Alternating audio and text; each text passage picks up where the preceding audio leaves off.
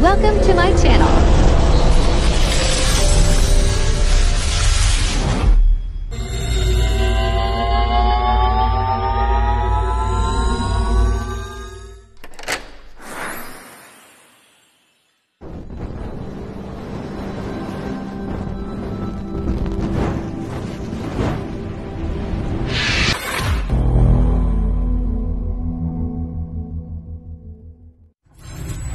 Enjoy watching.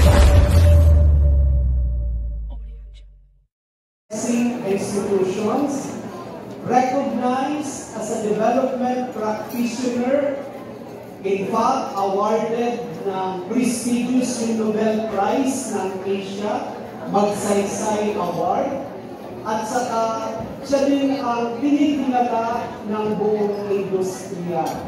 And we are very privileged to have with us a very important person ng microfinance, no other than Dr. Alice Ali.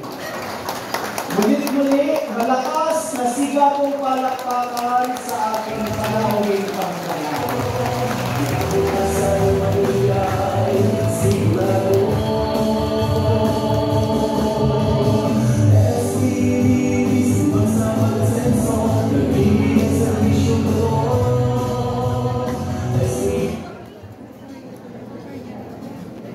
Maraming salamat Father Joey. Very warm introduction sa akin. I'm just a very humble servant of the microfinance movement. Ang tinitingnan lang talaga namin yan ay si Father Joey. Pag may labanan, si Father Joey ang aking binabala. At dahil sa awayan ng microfinance, pagdating ng awayan sa politika, si Father Joey. Anyway, magandang umaga po sa inyo lahat. It will be really challenging to talk to you about microfinance. But before that, it is really an honor for me today to be present in your very, very important occasion. Ito yung 30th year ng SEDP Simbat sa Pag-Asenso. Congratulations po, Father Rex, dito sa inyong anniversary. Lahat po tayo dito, kasama ako, kasama si Father Rex, si Father Joey, mga kasama ko dito, sa industry, ang board, we're not only participants in this assembly or in this gathering. We're actually torchbearer. Nagpagdala po tayo ng pag-asa at pagtutuloy ng ating vision. Very timely yung ating theme ngayon, the vision for inclusive, sustainable, people-centered development. So, nais ko i-acknowledge ang naging achievements, all the efforts of the board of directors sa pamumuno ng ating chairman, si Bishop, ang ating presidente, Father Rex, yung mga staff, ang mga board members, sila Father Joey, sila Miel, pati yung ating mga kasama, hindi ko na po mababanggit ang mga pangalan, ay congratulate ko po kayo sa inyong dedication and tireless work in eradicating poverty in our country.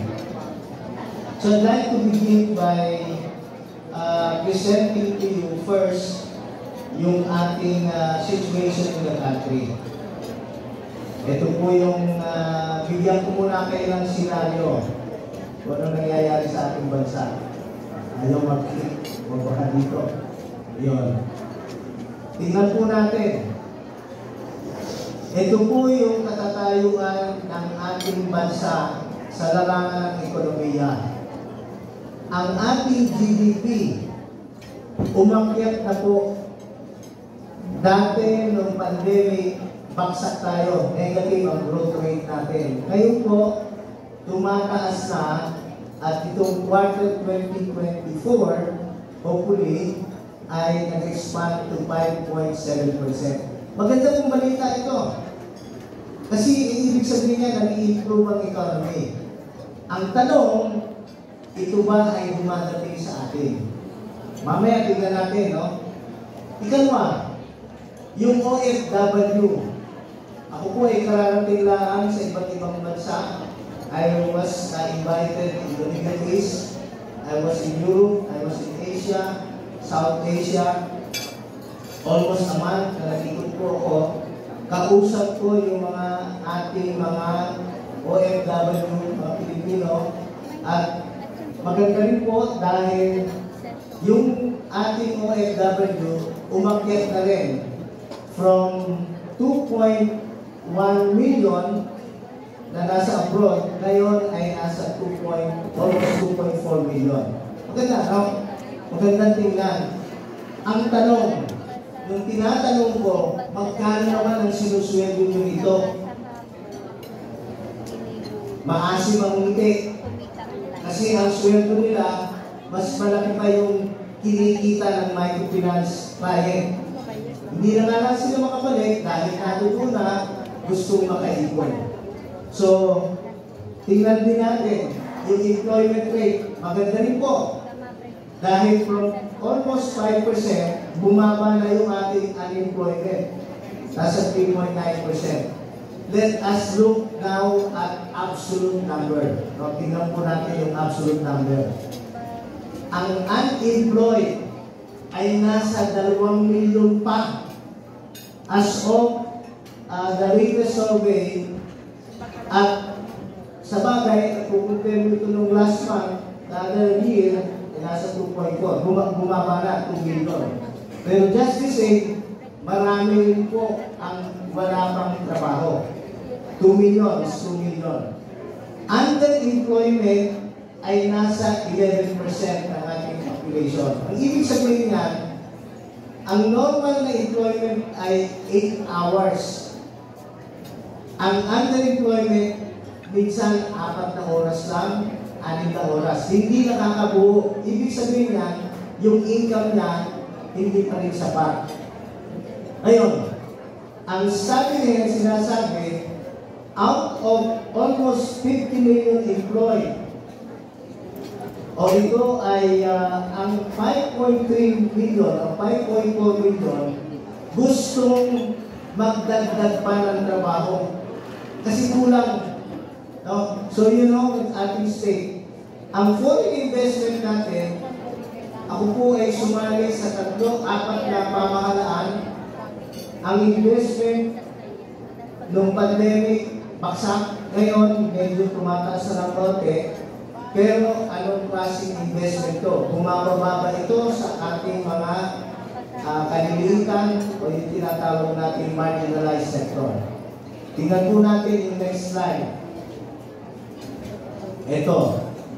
Tingnan po natin yung education, where it hit us. Ang figures po natin, tumataas ang dropout rate natin sa education. Hindi po ito masyadong magandang balita kahit na libre ng education. Marami ang nagda-drop out kasi kulang sa sustento. At mas marami ang nagda-drop out sa elementary kasi walang pambili ng bag, walang pambili ng tsinelas, walang pambili ng t-shirt, walang pambili ng ballpen, pencil. So, yan po ay napakahalaga. And the moment you have problems like this, you will again have problems in poverty. The cycle goes on. Ang poverty rate natin, mababa na, 24.4%. Pero in absolute number, ito po ay nasa 22 million. Actually, tumaas po. Noong ibang pamahalaan na sinabihan ko, umabot na tayo ng 18 million. Ang poverty, absolute number ngayon po ay mataas, 22.2. Tingnan natin, i-relate natin doon sa hunger. Mas marami po ang nagugutom according to SWS. Ang tinatawag na involuntary hunger ay talagang walang makain.